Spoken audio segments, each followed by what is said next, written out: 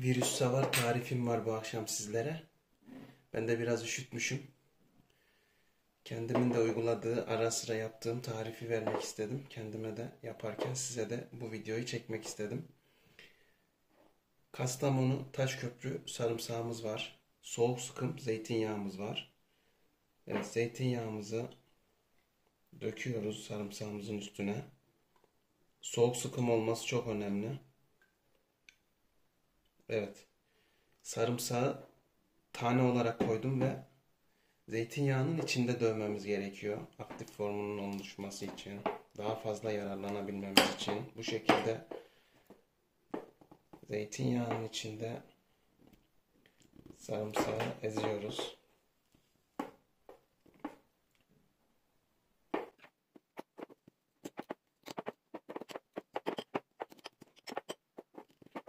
İyice ezelim.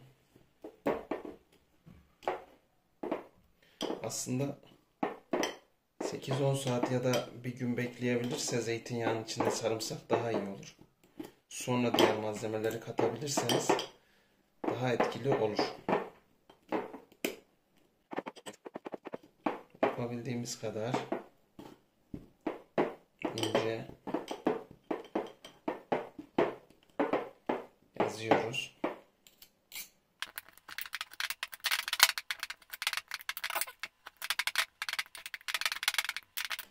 Gördüğünüz değil mi aldığı kıvamı?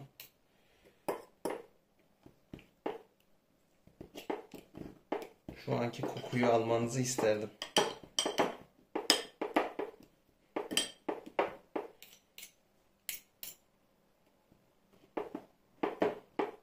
Evet.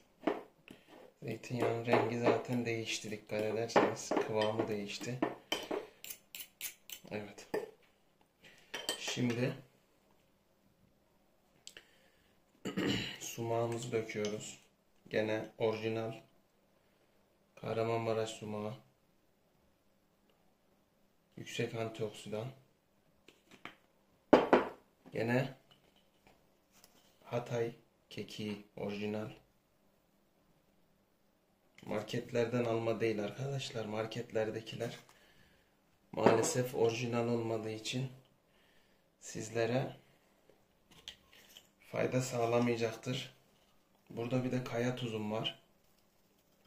Evet, kaya tuzundan da koyuyorum. Pul biberimden gene Maraş orijinal pul biber. Çok az döküyorum. Çok acı çünkü ben aşırı acı sevmiyorum.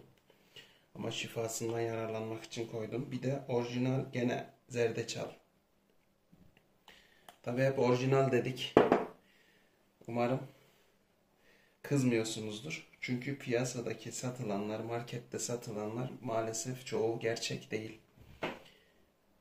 Bir de son olarak limon dökeceğim.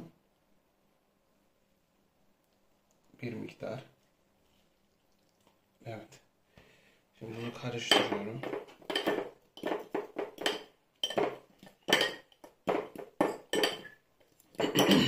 Şu anki kokuyu almanızı isterdim. İnanılmaz şifa, ilaç gibi koktu. Bakın kıvam böyle oldu. Şöyle bakın. Bundan siyez ekmeğiniz varsa siyez ekmeğe banarak yiyebilirsiniz.